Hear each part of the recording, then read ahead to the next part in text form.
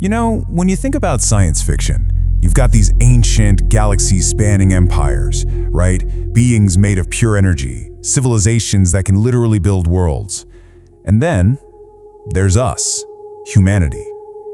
So often, we're the new kids on the block, seen as this fragile, chaotic, and kind of primitive species, like we're just a footnote in galactic history, waiting to be erased. But that perception, that's almost always the first and the very last mistake an alien empire ever makes. This is the kind of thing they say, that arrogant dismissal from a foe who's got tech light years ahead of us. They look at our guns that fire solid metal slugs, our rockets that burn chemical fuel, and they scoff. They see our technology as crude, our tactics as savage, and they will bet their entire empire on the idea that they can take Earth in a single night. This fatal miscalculation, though, it's the spark that ignites one of the absolute coolest subgenres in all of sci-fi. And it has an awesome name, Humanity Fuck Yeah, or just HFY for short. The whole idea is beautifully simple. Some advanced alien civilization comes along and decides to poke the human beehive. They're expecting maybe a few angry little insects to buzz at them. What they get is the entire planet suddenly unified by pure rage and survival instinct, turning its entire industrial might towards a single purpose: total, brutal, uncompromising war.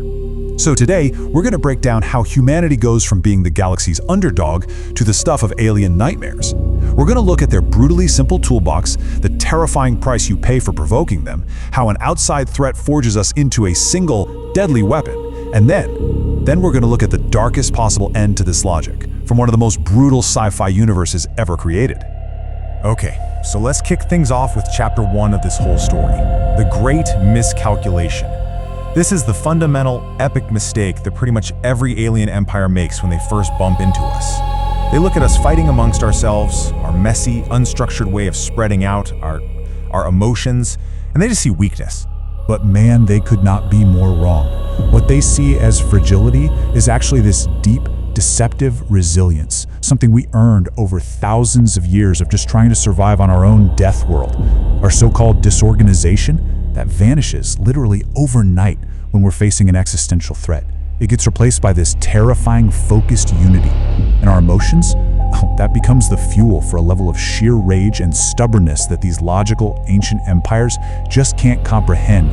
They think they're kicking a house of cards. What they're really doing is kicking a planet-sized hornet's nest. Okay, so that's the big question, right? How do rocks beat lasers? How do these underestimated humans consistently take down fleets with advanced shields and plasma cannons? Well, the answer isn't that we suddenly out-tech them. Oh no, it's that we weaponize basic physics in the most brutal, straightforward way you could possibly imagine. This number right here, it says it all.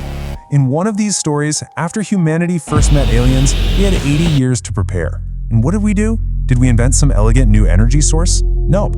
We took our primitive nuclear tech and we just scaled it up until it was 412 times more powerful. We didn't build smarter, we built bigger and angrier. And that right there is the human way. Take a simple idea that works and make it so overwhelmingly powerful, it's just terrifying. And this quote, it just perfectly nails humanity's whole strategy. See, alien shields are all fancy. They're designed to disperse energy, lasers, plasma, all that stuff. What they are absolutely not prepared for is a species crazy enough to just throw a 20-ton chunk of tungsten at them at 3% of the speed of light. You don't need to pierce an energy shield when you can just overwhelm it with pure dumb kinetic force. This whole mindset creates a terrifying arsenal. They don't just throw slugs, they throw foundation anchors from space stations. They weaponize gravel, turning it into a high-velocity shotgun blast that shreds ships. Get this, they use lunar tugboats and massive spools of construction cable to create a clothesline in space that rips the engines clean off an alien dreadnought. They even take the apex predators from our own world and turn them into loyal, pack-bonded allies. Our greatest weapon isn't a laser cannon, it's our ability to look at any tool and ask, okay, but how can I use this to kill you? And this brings us to the real psychological core of HFY. It isn't just about winning a battle, it is all about the response. It's about what happens when an alien empire crosses a line, thinking they're just making a simple little statement of power. And this timeline just perfectly illustrates a pattern you see again and again. An alien empire does something horrific, blows up a ship, wipes out a colony, and they broadcast it to the galaxy, expecting us to beg for mercy. Instead, they get silence. Total, terrifying radio silence. And they mistake this for fear. They think we're paralyzed. But that's not the silence of fear, you guys. That's the sound of every factory on Earth and the Moon and Mars being quietly repurposed.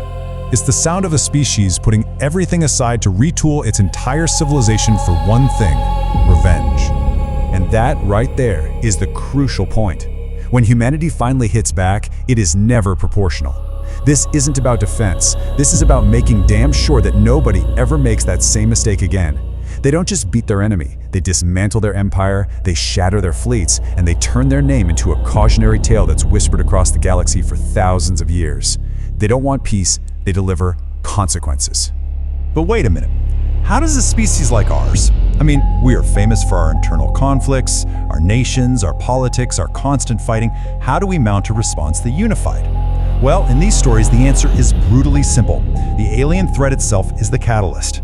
The second a threat comes along that's seen as targeting humanity as a whole, everything else just falls away. National borders become silly lines on an old map. The UN is gone, replaced by a united Terran Federation that wasn't born from years of careful diplomacy. No, it was born in a single moment of shared, unifying rage and absolute necessity.